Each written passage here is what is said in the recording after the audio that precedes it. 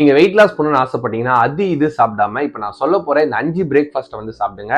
Just ஒரு 300 calories தான் வந்து வரும். உங்களோட வெயிட் லாஸ்க்கு ரொம்பவே வந்து சப்போர்ட்ஃபுல்லா வந்திருக்கும். அது என்ன அப்படின்றது இந்த வீடியோ டீடைலா வந்து பார்ப்போம். வீடியோக்குள்ள போறதுக்கு ஒரு முக்கியமான விஷயம், இந்த வீடியோ பார்க்குற நீங்க வெயிட் லாஸ் பண்ணணும்னு ஆசைப்படுறீங்க, ஆனா ஒரு ப்ராப்பரான கைடன்ஸும் கோச்சிங் உங்களுக்கு வந்து வேணும் அப்படின்ற மாதிரி நீங்க நினைச்சீங்கன்னா கவலையே படாதீங்க. எங்களோட வெயிட் லாஸ் ப்ரோக்ராம்ல ஜாயின் பண்ணுங்க. நாங்க உங்களுக்கு ஹெல்ப் பண்றோம். ஸோ எங்களை கான்டாக்ட் பண்ணணும்னு நினைச்சீங்கன்னா கீழே எங்களோட வாட்ஸ்அப் நம்பர் வந்து கொடுக்குறேன். நீங்க மெசேஜ் பண்ணி ஜாயின் பண்ணிக்கோங்க. இப்பயும் சொல்றேன், இப்போ நான் சொல்ல போற ஃபுட் எல்லாமே வந்து கேலரிஸ்க்கு வந்து சப்போர்ட்ஃபுல்லா வந்திருக்கும். அதே மாதிரி ஓரளவுக்கு நியூட்ரியன்ஸ் வந்து இருக்கும். கம்ப்ளீட்டாவே எல்லா நியூட்ரியன்ஸும் வந்து இருக்கு. இது சூப்பர் ஹெல்த்தி அப்படின்ற மாதிரிலாம் நான் சொல்ல மாட்டேன். So first food as usual நம்ம மார்னிங் வந்து சாப்பிட்றது இட்லி பிளஸ் சாம்பார். இதுல ஒரே ஒரு விஷயம் நீங்க என்ன பண்ணுங்க அப்படின்னா, இட்லி செய்யும் போது அது கூட எதனா வந்து ஒரு கிரெயின்ஸ் வந்து ஆட் பண்ணிடுங்க.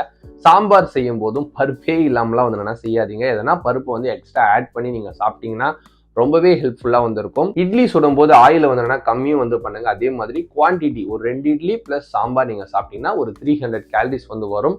டைஜஷன் சூப்பரா வந்து ஆகும். இது எல்லாருக்குமே வந்து சூட்டபிளா இருக்கும். செகண்ட் ஃபுட் வந்து உங்களுக்கு உப்புமா பிடிக்கும் அப்படின்னா கொஞ்சம் மாத்தி அது வெஜிடபிள் உப்புமாவை வந்து பண்ணலாம். அதாவது நீங்க எந்த அளவுக்கு வந்து ரவை ஆட் பண்றீங்களோ அதுக்கு ஈக்குவலா வெஜிடபிள் வந்து ஆட் பண்ணுங்க. அது கூடவே பச்சை பயிறு இல்ல சுண்டல் இந்த மாதிரியான விஷயங்களை ஆட் பண்ணீங்கனாலும் புரோட்டீன் வந்து ரிச்சா வந்து இருக்கும். சின்னதா ஒரு கப் நீங்க சாப்பிட்டீங்கன்னா ஒரு 300 கேலரிஸ் வந்து வரும்.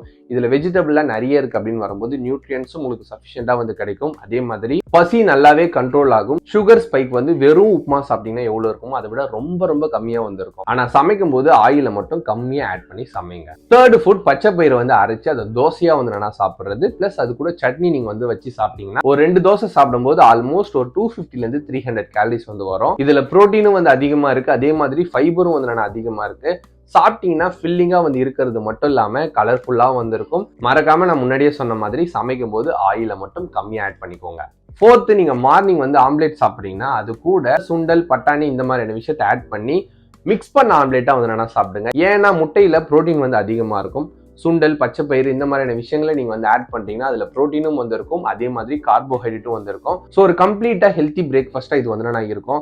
இட்லி தோசை இந்த மாதிரி சாப்பிட்ற ஒரு இடத்துல யூனிக்கா இந்த மாதிரி சாப்பிட்டு பாருங்க. ஃபில்லிங்காகவும் வந்திருக்கும். உங்களோட வெயிட் லாஸ்க்கு ரொம்ப வந்து சப்போர்ட்ஃபுல்லா வந்திருக்கும். ஒரு 2 எக் ஒயிட் சுண்டல் கொஞ்சம் அது கூடிய வெஜிடபிள் ஆட் பண்ணி நீங்க ஒரே ஒரு ஆம்லேட் நீங்க சாப்பிட்டீங்கன்னா ஒரு 250 கேலரிஸ் வந்து வரும். ஃபிஃப்த், உங்களுக்கு தயிர் ரொம்ப பிடிக்கும் அப்படின்னா இதை சமைக்கவே தேவையில்ல.